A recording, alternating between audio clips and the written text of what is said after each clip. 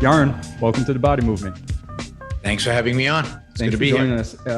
Very cool to have somebody like you who's kind of in the public sphere. You're doing TV spots. You're on Lex Fridman's podcast. Yep. You're on some prominent stuff, and you were just nice enough to connect over social media, be responsive to my notes.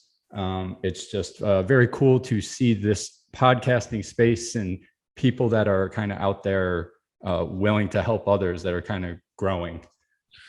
Sure, absolutely. I mean, it's an interesting space, and it's becoming more and more influential. It's becoming bigger and bigger in terms of the number of people watching, and I think it's great as an alternative source of opinion, an alternative source of news, alternative source of media. It's great. Yeah. Does it align with, and for our listeners, they'll know you better than us even probably, but for your listeners, like being an Ayn Rand objectivist, individualist, are you encouraged by the growing of the podcast market and all these opinions, with the downside of, there's not fact checking as much. It's just anybody, me and my sister, we just started this. We hook up a couple mics, get the webcam going, and who's to say we're an expert? So it becomes harder to, filter all this stuff, but more ideas are out there now. Yeah, I think it's great. I think long term there has to be a filtering mechanism, and the markets will evolve one, I think. Yeah. It's a tragedy that we've lost kind of the mainstream media as a objective news source, because we need that. The fact is that most podcasters can't do reporting. They don't go out into the streets and report about the news. They don't fly to Ukraine and tell us how many tanks are really on the border and what's really going on. Yeah. And it's really crucial for all of us, for civilization, to have an objective media source. Opinion is relatively cheap. Yep. Facts are hard to get. They require real work, and they require real ability. And I think we're going to miss the old New York Times, if you will, or the old. Yeah. I mean, even the old New York Times was pretty biased. Yep. and pretty bad. But the idea of the New York Times, the idea of somebody going out there and getting the news and reporting it and bringing it out, but once that is done, once we have this basis shared source of information, objective information, it's fabulous that we increase the number of people expressing opinions about it, maybe even expanding the availability of news because they're bringing in local information or specialized information. Yep. And so, yeah, it's great to see, and I think this is going to flourish in the future. I do think there will develop mechanisms to produce factual information in order to filter, kind of to fact check who are the good guys and who are not. Yeah, I've hit the wall with institutions, and it's why we started our podcast. Like not only with the news, but education and healthcare and finance. The reason we started this is if you go on in the health and wellness space and healthcare and physical therapy and pain management, there's a lot of flashy accounts out there doing cool exercises that aren't good for people, that speak to the wrong audience, and they get likes and they get the views. And so, my sister here, who's just an expert in PT, is always fixing something with me. Like, hey, my shoulder's messed up, my hips messed up, and I'm doing this, and she's like, "You're just way off base, dude. You're just way off base." So it's like, no, it's no more like, do you know the basics first? Like, right? Fine, I don't mind sexy and flashy, but if you can't hold a plank, why are you doing this? So, and as we've gone through the podcast, I think that's what we've seen across the disciplines, is this loss of the foundational principles of everything to the sexy marketing. And, how do you counteract that? And, how do you counteract that when the basics are not sexy for anything? Well, that's the risk that you run by opening this world up to anybody who can come on and say, I'm an expert on diet, or I'm an expert on fitness, and follow me. And this is, while you might be tired of institutions, we need them. Right. So this is the role traditionally of institutions, is to say, these guys are quacks, and here's some objective knowledge about it. And they might not always get it right, but they're at least trying to get it right. And people learn to respect them and to use them as guides. But the fact is, the institutions around us are crumbling, are losing credibility. And as a consequence of that, we're going to need new institutions. Right? The solution is not, in a sense, a free fall. The solution is new institutions that have reformed the existing ones. There's no easy way out without creating alternative institutions to what we have today. Yep. So I definitely want to touch on that. But to kind of just keep it a little lighter here in the beginning too, new institutions, because in a way, that is what Allison's doing in her field. And I want to see how you see it kind of going globally. I want to do the cliche stuff though. You're participating in this market. You're highly opinionated. I've listened to you. I came across you on Lex, as I'm sure many people did. I'm sure that's elevated you somewhat. Sure. So I'm so opinionated though that it elevated me and reduced me at the same time. Right? Well, hundreds of thousands of people now hate me, as a few tens of thousands like me, and that's the balance, unfortunately. and that was my question. You're on national, global TV shows, opinion shows. Sure. You're on public debate stages. You go on a show like Lex, who has over somewhere between 1 and 5 million followers, and you get 100,000 views. And you're talking about Ayn Rand. It's now you're putting your ideas out there. So how has that been for you now that we're talking about all these opinions out there? You're one of the guys doing it. And how is that tension? How is it? Have you become more grounded? Have you become more inward introspective and looking at your ideas and being like, maybe I'm off base on some of this stuff? Or are you like, geez, this is, I just got to take a step back, evaluate and repurpose, reword the way I'm communicating this to the market so that it's not such a hot debate. It's more of a conversation where you're trying to educate people. Well, I hope that I do that to a large extent. I think you have. And there is a sense in which going on Lex is very different, let's say, than what I used to do, 15 years ago when I used to go on, I don't know, Bill O'Reilly or some of the Fox show where you have 3 minutes and you want to lob as many bombs into the thing over 3 minutes because that's how you can get people's attention. That's how they'll remember you. That's how they'll follow you. And of course, in those days, there was no mechanism for them to follow you. Maybe go to a website, but we know now how much websites suck at really attracting attention. Social media has changed that. It's completely revolutionized the way in which we market ourselves and the way in which we can engage with people. And social media is a huge positive revolution in that sense, in spite of all the negatives associated with it and the negatives that people hear about it. So that has morphed into a kind of, I was shocked first time Lex approached me and I said, well, how long is the interview? I thought, okay, an hour, right? Yep. Which is kind of standard. I had done Dave Rubin, and Dave Rubin had this format of an hour, and that had hundreds of thousands of views.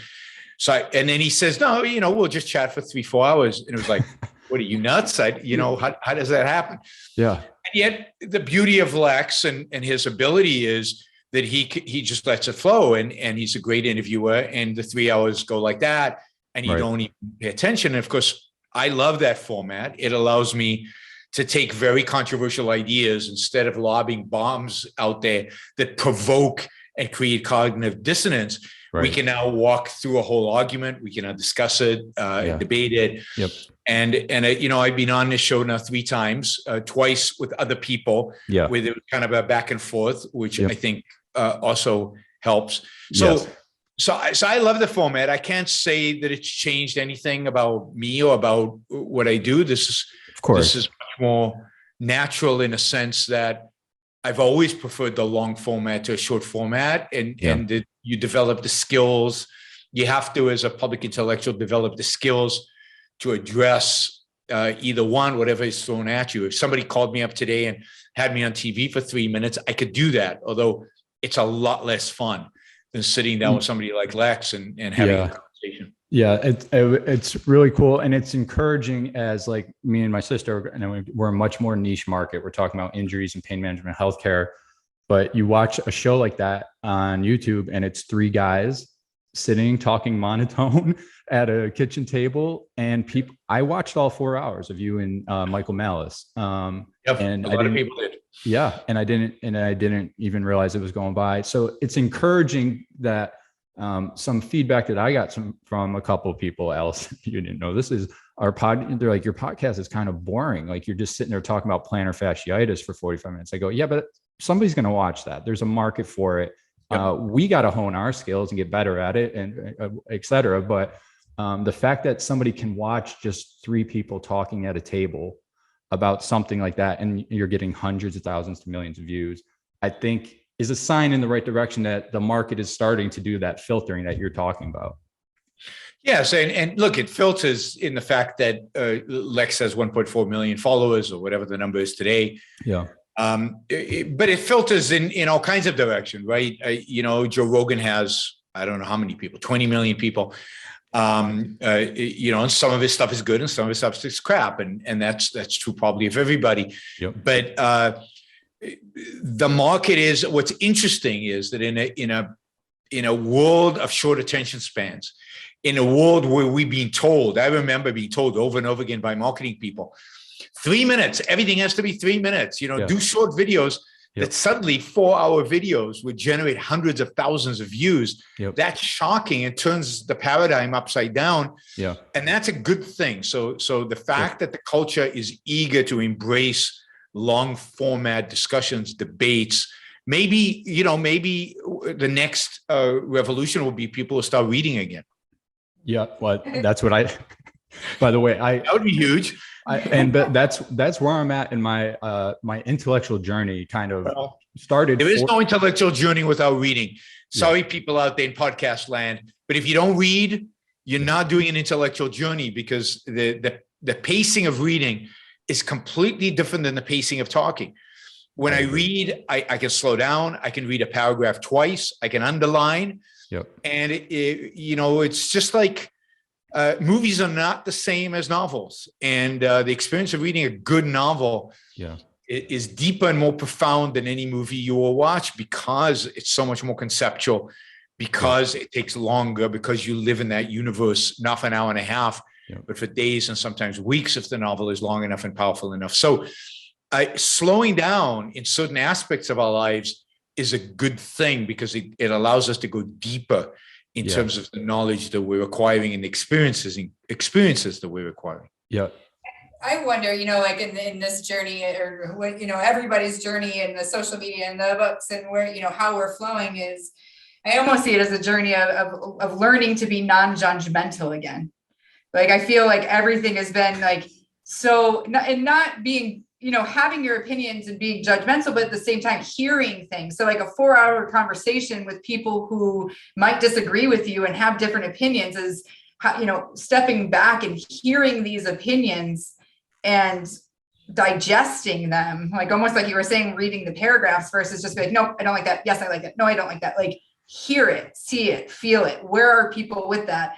One of the people in the healthcare system that I follow a ton was like, he had a great post the other day that was saying, I used to be very judgmental of people's exercising and what people were doing with movements. He's like, but now we know there's this huge inactivity crisis and nobody's moving. So thankfully, these people are doing these exercises. They might not be the best, but at least they're doing it compared to 80% of Americans that aren't.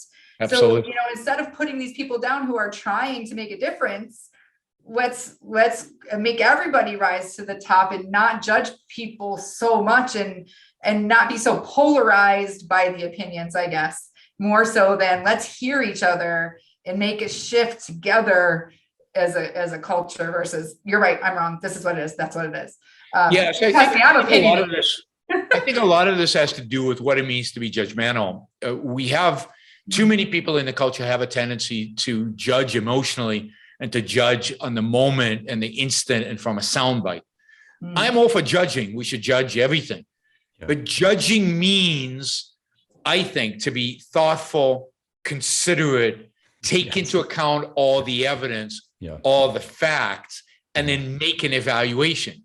To judge is not to instantaneously oh, I have a negative emotion about this. It must be bad. Your Right. emotions are often wrong. All of our emotions are often wrong. Yeah. So emotions are not tools of cognition. They're not mechanisms by which we should judge.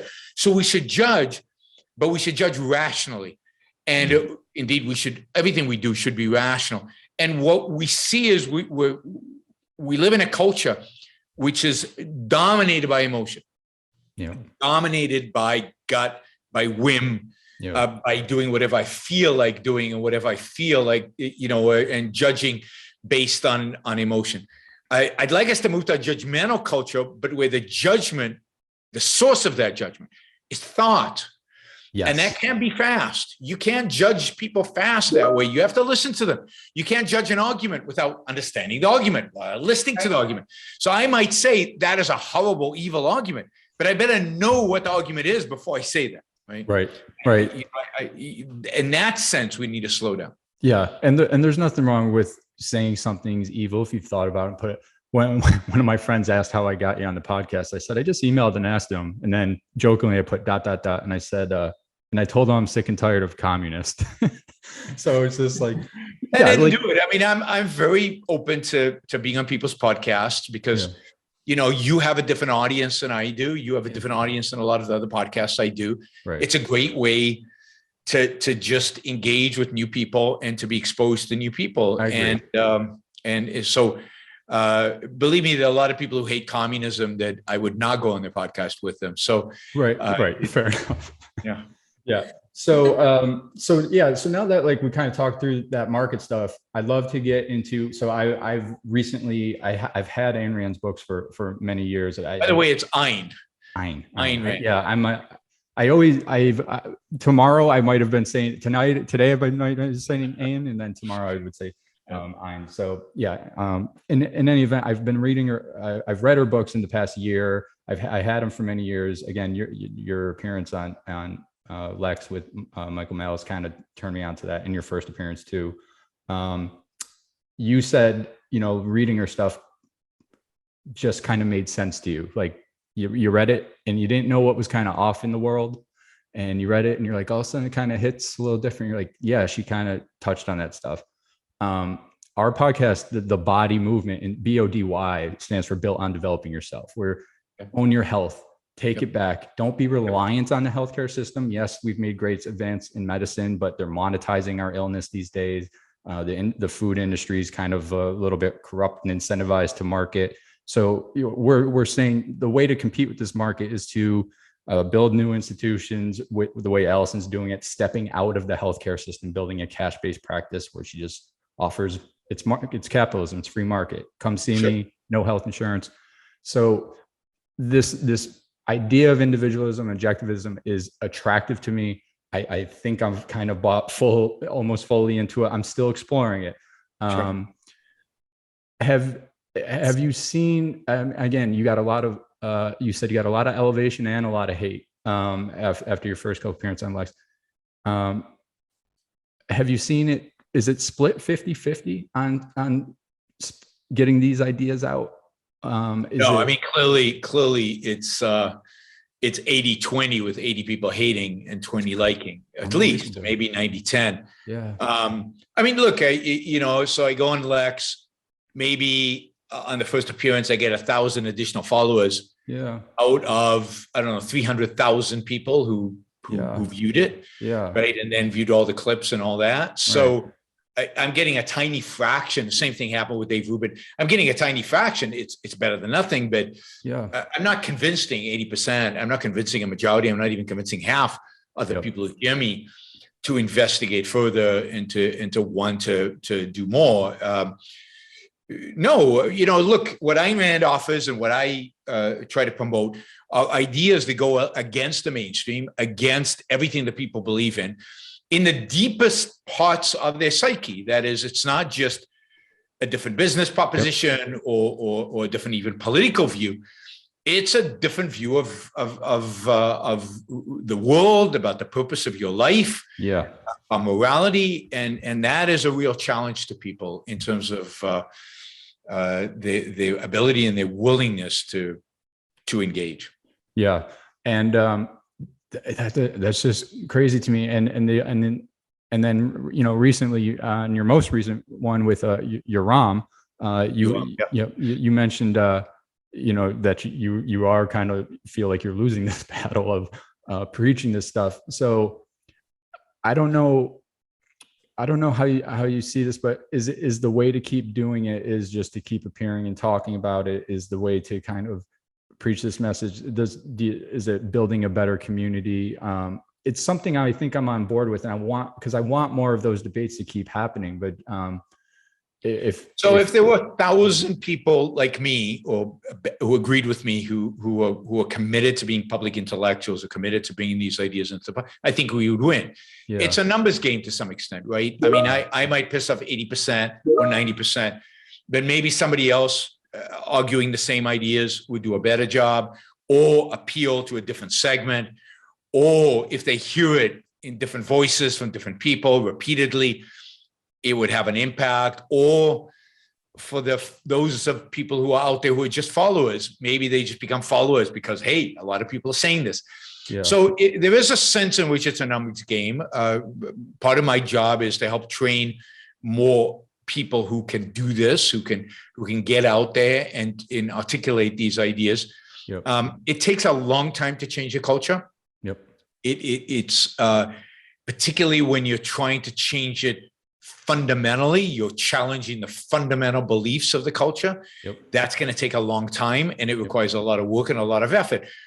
You need to write, you need to speak, you need to communicate, any form of communication. So I'm hoping that over the next few years, we'll have writers, we'll have speakers, we'll have all, social media experts, we'll have people, podcasters, we'll have people out there who are taking Ayn Rand's ideas, applying them to their particular area of expertise, and just spreading the word and getting people engaged and getting people interested. Yep. That's how we reverse the trend. But we are losing. There's no question. I mean, all these other ideas, socialism's on the rise, nationalism's on the rise. The alt-right, the alt-left, the new right, the new left. Right. All of these ideas, because they don't challenge anybody in a deep, dramatic fashion. They're all just variation on a theme, and people can easily engage with them. What I'm doing is asking people to really, really, really question their most fundamental beliefs. Yeah, I go ahead, Al. No, I was going to say, the fundamental beliefs and the technical term that we throw around sometimes is, not you and I, Matt, but in some of the groups I'm in, is just a mind fuck. Mind all the time. And just call that cognitive dissonance, right? Used to call it cognitive dissonance. Great dissonance in people's minds. Yes. And that's hard for people. People like to be in groups. They like to agree with other people. You're asking them to think for themselves. You're asking them to have opinions that are different than everybody else's. And part of it is you have to model that. You have to model that it's okay to think differently, that you can be successful and think differently. Yeah. But if you get a large enough group doing it in a variety of different fields, from education to health to physics to a whole array of these, then you slowly start chipping away at the culture. Yeah, and that's go ahead, Al. Sorry, I got one more thing. Is like how in chipping away at that culture also comes down to, for me, like doing that with my kids. Like my daughter came home the other day and she's like, "Mom, am I different?" And I was like, "Yeah, you're damn right, you're different. What what's wrong with that?" And she's like, "Well, I don't know. I just feel different." And I was like, "Explain to me," and asked me like some deep questions about being. She's 6, about being different, and I'm like, "Well, does it bother you?" She's like, "No, I like it." I was like, "Great." She's like, "Are you different?" I'm like, "I hope so." I'm like, "I hope I'm different. I hope people see me as a weirdo. Like, I want that." Yeah. And I wonder, and I have no idea what goes on in other households about, like, oh, fit in, do this, do that. Like, what do you want? What do you want? Because I'll help facilitate what you want, not what I want or what a lot of people are conventional. A lot of people are followers. A lot of people train their kids to be conventional, be like everybody else. Yeah. Be like the standard, and weirdness and difference and standing out is frowned upon. Yeah. My parents were like that. My parents did not like that you were different, did not like their kids being particularly too smart, too different. They wanted average. They wanted to be like yeah, and I just like it's funny with the kids is like, how do we continue to facilitate that growth through them?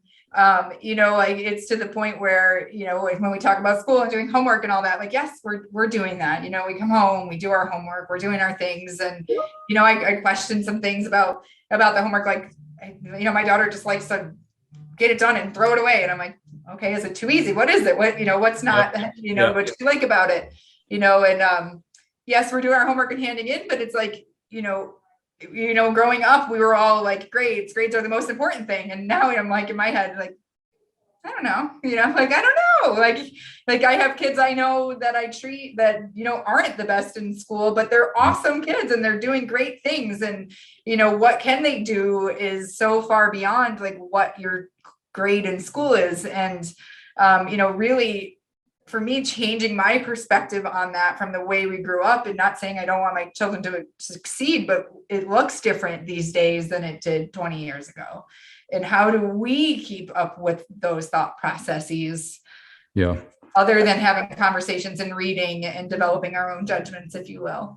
I mean, I think that's the only way to do it. I mean, the work is hard work. It's about reading and thinking and having conversations and engaging with the world, not shutting yourself away from the world, but engaging with it. Yeah. And again, to your point, like you said, you're chipping away at this stuff, at this messaging. And like the way we're doing it with healthcare is, again, I've said this on like 4 or 5 podcasts with other physicians and experts we've had on, but like I've thrown in the towel on healthcare. Like I've really just thrown it, like I've given up on it. And Allison's, again, she's gone cash-based, so she doesn't deal with the system. And it ties into everything you were saying. She can now see a patient for 2 hours and go deep into their history and talk and think and get a plan going. But they got to pay her a premium. And this is the market. And guess what? Her patients are getting better than they ever did when she was in the established healthcare system.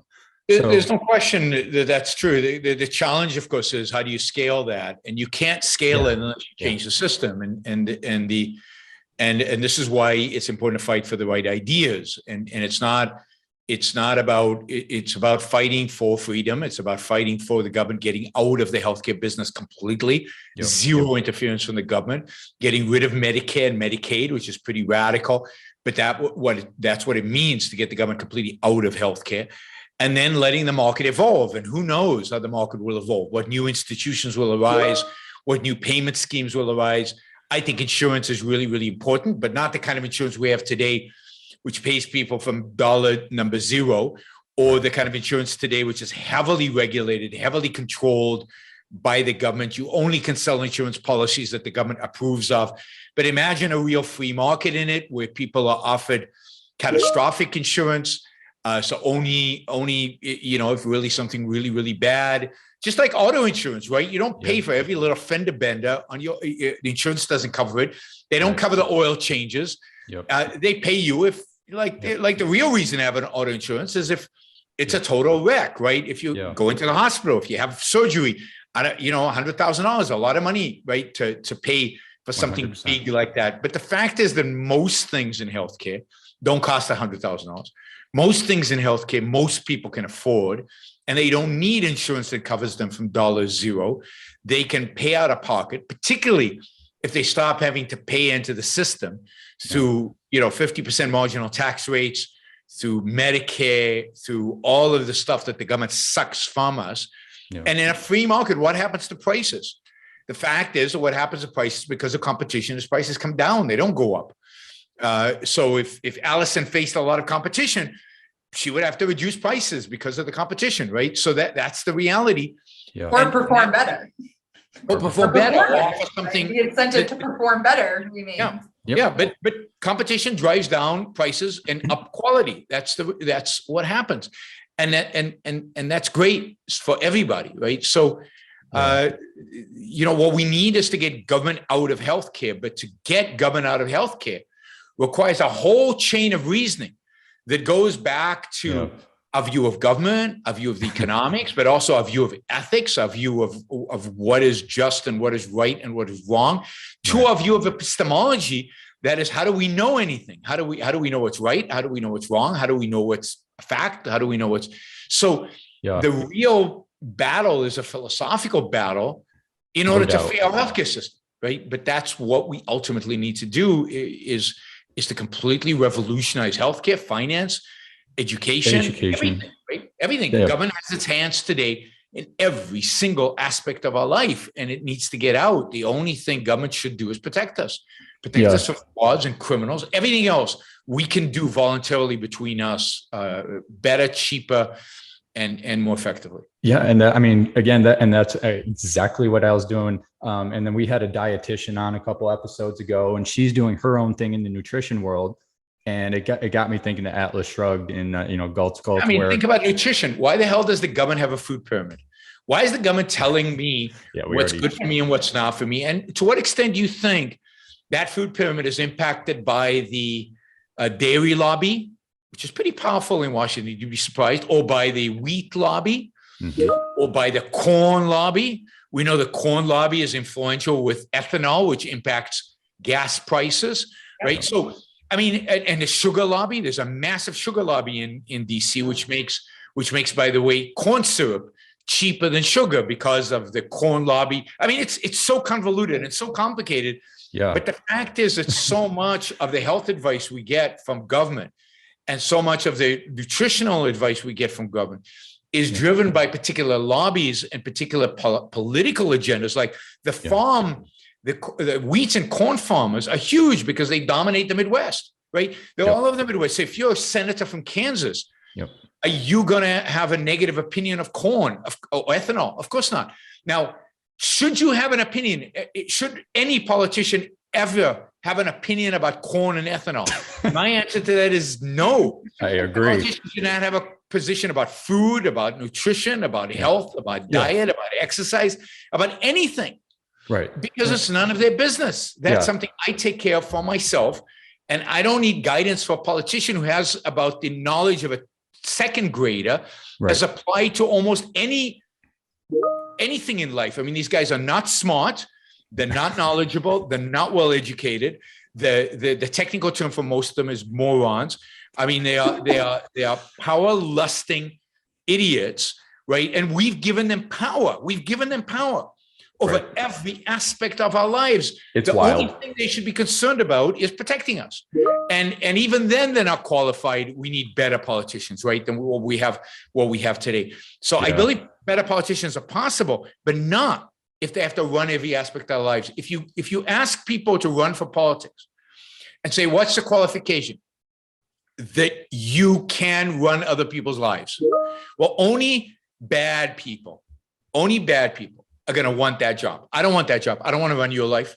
I'm not interested in running your life. It's hard enough to run mine, right? But so why would I want that job? So by definition, you get bad people who all they really seek in life is power over others. Yep. That's the qualification. I mean, that. You go ahead. That was. No, I was just going to say, there's no question over the last 4 years personally, like personal growth and understanding of the world and stuff like this. And it's like every day is a mind-blowing day for me talking to people. Yeah. Some of that is the ability that I have to talk to people. So, from clients, I have one runs a nitrogen gas business, and I never, ever would have known the connection between corn and nitrogen gas in my entire life. Yep. Until I was sitting and chatting with this gentleman in my office that's there for some type of pain. And then I have a woman who was in charge between Ukraine and Russia about the flow of water and understanding how the flow of water is extremely political and how it impacts power. And like some of these things are just mind blowing. Like I just sit there like this, like talking to people but like, so I think, the not even ignorance, but just the naivety of where we are of understanding the world is so hard for people to keep up with. And, the more you're exposed to that, and is that through reading, the exposure to the world is something that I'm kind of struggling with, of like, how do you know, or how do you even know where to look? And how do you even know how to get these perspectives other than if you travel or if you do this and that? Because the perspective on the world drives so much knowledge of the need to maintain independence and of how, you don't even realize that you're being controlled or where the power is until you Right. start to see some of these things. Mhm. So, from somebody sitting back, not quite 40, 3 little kids, working on building a business, to keep up with what the world is happening. This is why it's ridiculous. This is why the institutions get so big, right? So important, Right. because you shouldn't have to. The fact is Yeah. that life is complicated. There's a lot to do. You got 3 kids, you've got a job, you've got, just a lot on your shoulders. Sure. Really, what do you care about what's going on in Ukraine? Right. The only reason you should care about what's going on in Ukraine is if you don't trust your political leaders, and that what your political leaders might do might result in your kids ultimately being drafted into the military to go fight a war. That's why you should care, right? Right. But if we had politicians who we trusted, if we had an economic and political system that we trusted in, then most people wouldn't care about politics, right? They'd be hunkered down and trying to do the best job that they can to achieve happiness for themselves, which is fun, interesting, but requires a lot of focus and energy, right? So it's only because we've given our politicians so much control over our lives, and so many of them are bad and incompetent, then now we're going, I need to worry about my water because politicians control it. I need to worry about the food I eat because, hey, it turns out that the politicians recommended this food pyramid that is completely upside down and completely nuts and has no relation with health. Right. I need to worry about healthcare because I can't necessarily trust my doctor because the government has provided him with these perverse incentives. Yep. And it's not even that he's a bad guy, but he has to kind of follow certain rules. He can't prescribe medicines that the FDA hasn't approved. He can't prescribe treatments that are not acceptable because otherwise he won't get compensated by Medicare or whatever. Yeah. So the government makes so many of the people we should be trusting brain dead, just like of a mentality of following orders, that it becomes very, very difficult. Now, what you need to do in the world in which we live is develop trusted sources, but even that is hard. And even that is difficult because, somebody like Joe Rogan, who half the time it's good stuff and half the time it's complete garbage. Well, how do you tell? How can you tell which is the half that's good and which is the half is garbage? Yeah. So it's that we live in a world where it's very, very difficult. We're pounded by information. I will say this, too many people care too much about politics. And are not focused enough about their own life, and about making their own life better and improving their own health and their own their own ability to live the best life that they can live. And they're too obsessed with what this guy said or that guy said. At the end of the day, you can't control it. Go live your life, make the most of your life, and you should worry about what the politicians are doing. But there's not much you can do about it anyway. So don't let it dominate your life. Yeah. And again, built on developing yourself. This is why we created this thing, right? It's like control what you can, at least to have your health is something that's been quoted 1,000 times, a day by, society. It's a common phrase.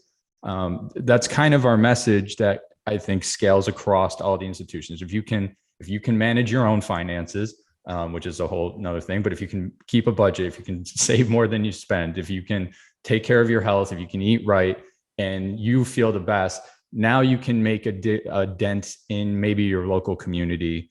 And slowly, and again, what I wanted to get to at the beginning of all this was, you said we need 1,000 of you kind of preaching this stuff and chipping away.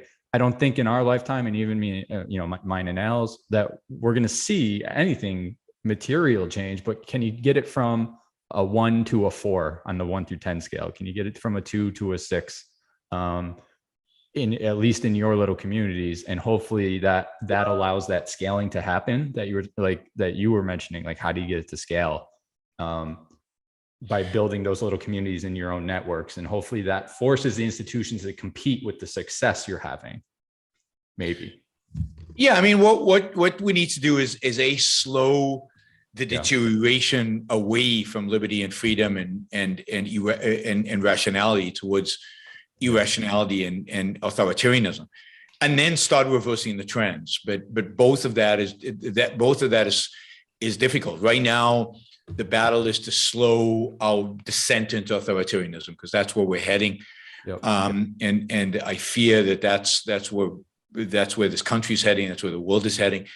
And then reverse it. And that's going to require a lot of work and a lot of effort by a lot of people. Yep.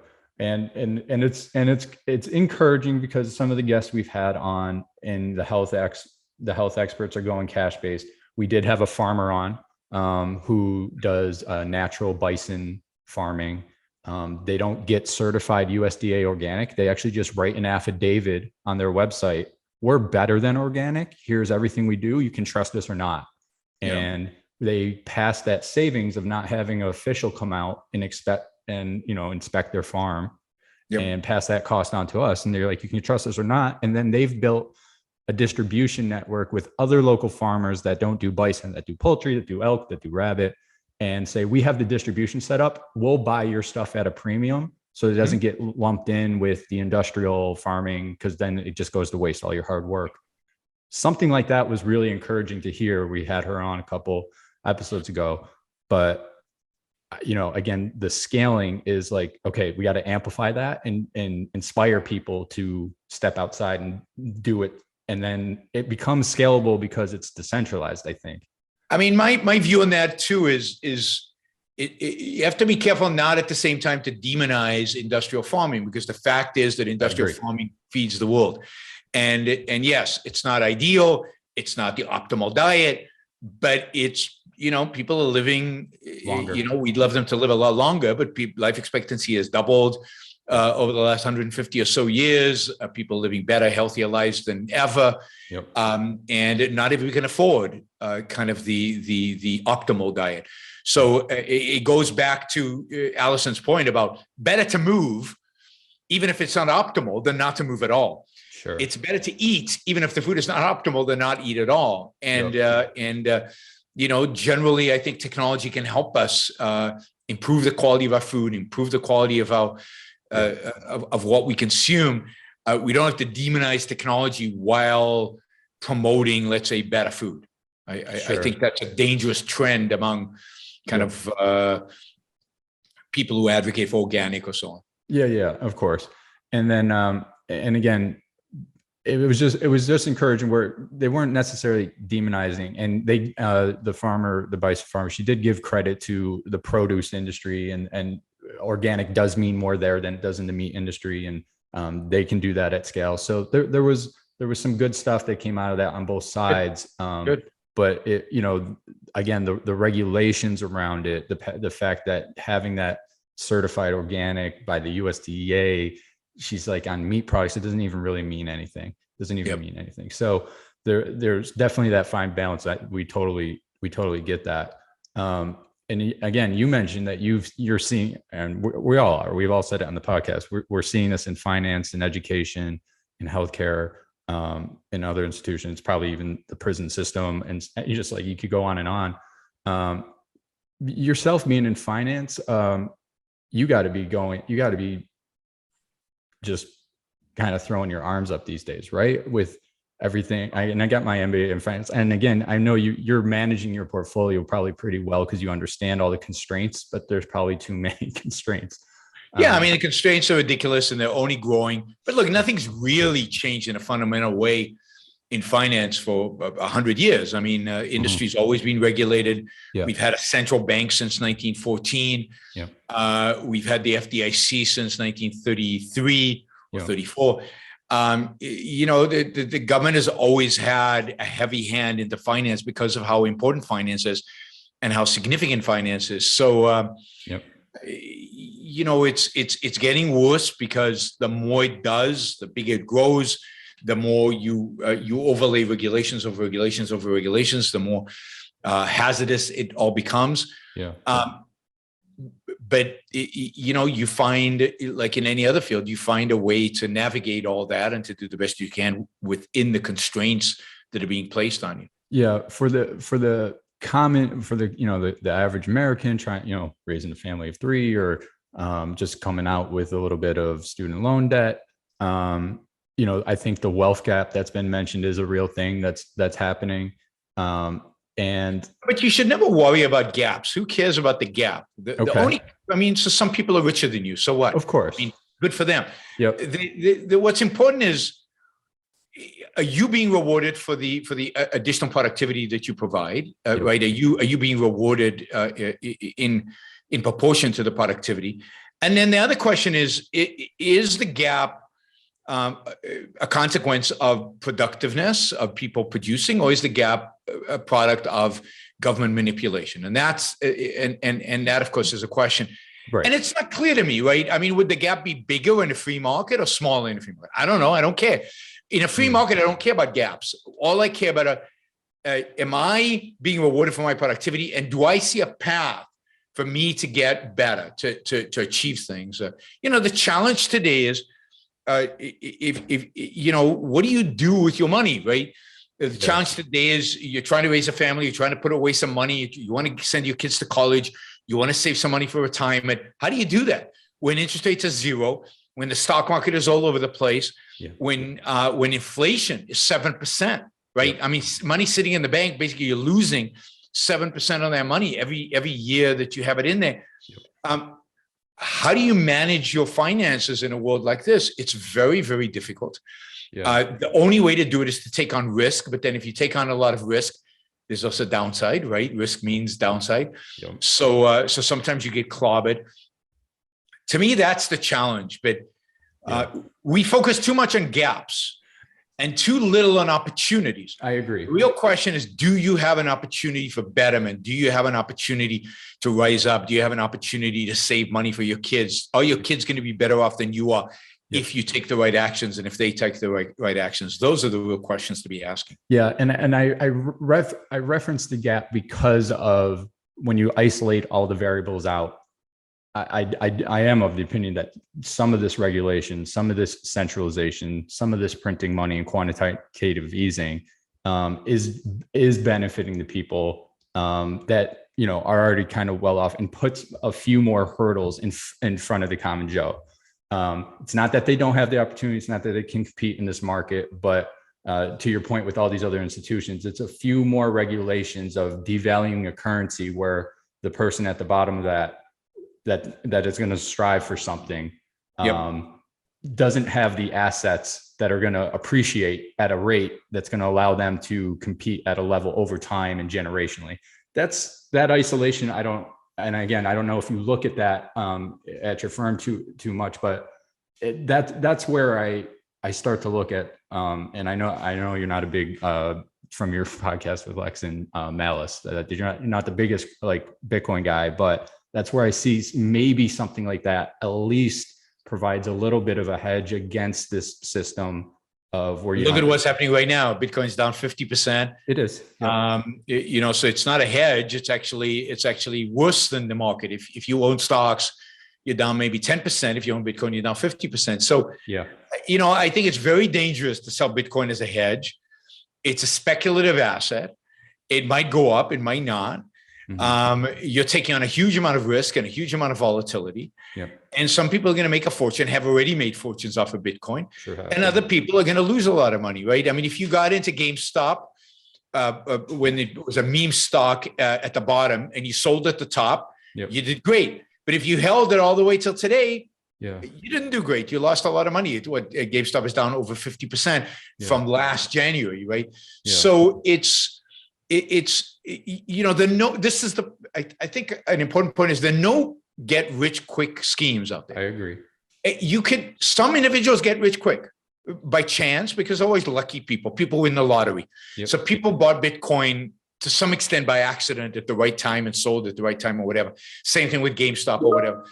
But over the long run, there are no get rich quick schemes. The question is the system rigged against you? And I think, unfortunately, the system is rigged against most Americans today, because it's very, very difficult to save. It's very, very difficult to invest. And our politicians are constantly, and the Federal Reserve is constantly manipulating the system in ways that make it much more difficult for the average individuals to be able to confidently save and invest for the future. And that's a challenge. And that's a real challenge. And with your firm and your expertise, what is that little chip away activity that's something that we can do. So again, in the intellectual realm, it's read more, write more, introspect, think, watch a 4-hour podcast, take some notes, research. In health, it's take the time out of yourself. In the financial world, what is that like little mini step that somebody, especially like the younger kids coming out of college, like what's that little mini step? Is it the same principles that that our parents, just stash away and save? Where can they put that long-term plan into place? It's very difficult, but this is what, again, institutions are important. Financial advisors are good. I think young people going out there and speculating, then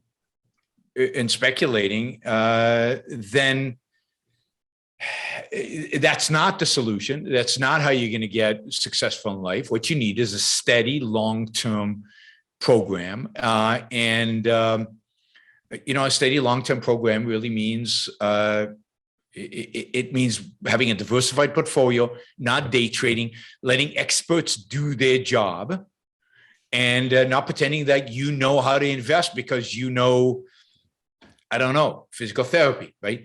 You're an expert in physical therapy. I wouldn't try to do that. Why are some people pretending that because they read a few posts on Reddit, they can now compete with me in finance? I'm going to eat their lunch. Yeah. And that's a reality. And over the long run, they're going to lose. I'm going to win. And so, but it seems like in certain areas like finance, people think that you can be an amateur and you can win. You can't. You've got to develop the skills, or you got to hire experts to do, again, institutions to do the job. If I need my body improved, I need to go to physical therapist, trainers. I need to buy expertise. The same thing for a young person coming out of college.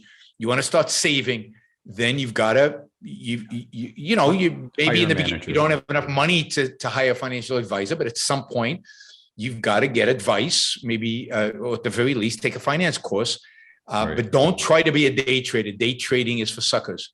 Agreed. Day trading is professionals like, not like me, because I'm not opposite day traders, but professional investors, people who are pros at this, love day traders. Yep. Because it's, you make money off of them. Yeah. This has been there's just so much to think about, but it's great to hear. I'm a proponent of your message. I'm still investigating and researching and reading more of Rand's work. I love the idea of everyone investing in themselves and pursuing their selfish interest that doesn't cause harm to anyone actually does build up the collective. It seems like all these things that we talked about today, it's like, if you just start with yourself, if you just start with your family and you're not causing malice to anyone else by doing it at their expense, it's a way to make these institutions slowly deteriorate. I don't see a way to go right at them. And it feels like that's the way versus worrying about politics and debating with your family about nothing that matters. Just kind of taking a look and understanding your own values. It feels like that approach makes the most sense, and it's just really interesting that all the feedback you get from your recent appearances that seem to go against it. And is it just because of it's attached to Rand? Do you think if you weren't preaching her work that you might be received better? I don't know. Maybe. I think in the United States, there's a negative attachment to Rand. I think that's certainly the case, but I don't think it's just that. I think the ideas are radical. Yeah. And people have a hard time with them. That's just objectively true. In other countries, there's less of a attachment that's against Rand. Yep. But even there you get resistance. So I think it's overall just a radical message that people have a hard time getting their head around. Yep. I think, like tying like some of our other podcasts, and like we had a sex therapist on, right? Yeah. And the whole thing about that was, in sex therapy, it's getting to your deepest, darkest place, like talking about like you, and that's not comfortable. And we're not, and I don't know if it would be something we're educated on or like, but the comfortability with your deepest, darkest self. I mean, a lot of what we're talking about from the foundational principles on whatever scheme it is really comes down to confronting who you are and what you're doing. And I think in my opinion, there's nothing more scary to people about who your deepest person is. Yeah, Yaron did a whole segment on sex a couple of weeks back, just like, hey, you should buy I end up often talking about sex. It's something that obviously interests people, and I have opinians, so what the hell. Yeah. Right. But the deepest, darkest self, I think, scares people, in whatever realm. Well, and not all of us have dark, right? Sure. Dark is, the deepest places. Allison's tipping her hand here. Yeah, right. And suddenly, one of the things we need to get away from in the culture is that there's a certain orientation that we get from religion that sex is dark. Nothing dark about sex. Sex is amazing, beautiful. It's phenomenal. Yeah. And the darkness comes from the fact that people are so repressed about sex. They can talk about sex. They feel ashamed about sex. We get that from religion. We need to abandon all of that.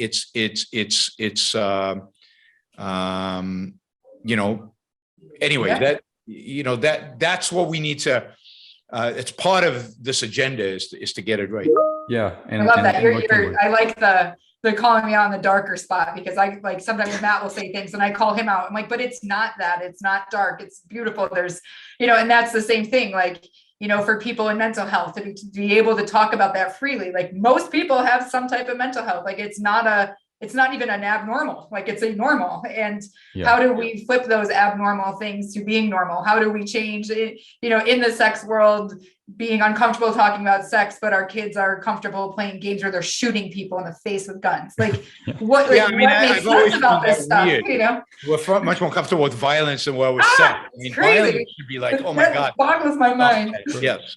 It's okay with, and it's okay to idealize gangsters, but sex is somehow, it's completely insane. It's completely crazy, and it goes back to how we educate our kids and what the culture is all about. But that move of what everybody thinks is abnormal is actually normal findings. And in back pain, 80% of people have lumbar disc herniations that don't have symptoms. So why is this an abnormal finding? And, how did we get so far away from how is an 80% finding abnormal? How is that an abnormality? And, so again, kind of across all those institutions of flipping what we hide or what we've been shown to oppress versus like, no, this is reality and this is who we are. And this is, issues for many or not even issues, beautiful things for many in many cases. So very interesting. Yeah. Yaron, thank you so much for coming on the podcast. This has been great. I think, and it's cool to talk about all these problems, but along the way, talking about little mini solutions we can take, I think is what we're built on. And well, it's always fun to call politicians idiots because I love doing that myself. It is, and when it's true, but it's always inspiring to hear somebody who does see hope through doing what you're doing and putting yourself in the spotlight and sharing your ideas. Maybe we have you back down the road when I've continued to hone my intellectual ideas and maybe challenge you on some of the stuff. But I'm open to these ideas and thanks for spending some time with us today. Sure, my pleasure. Thanks for having me on.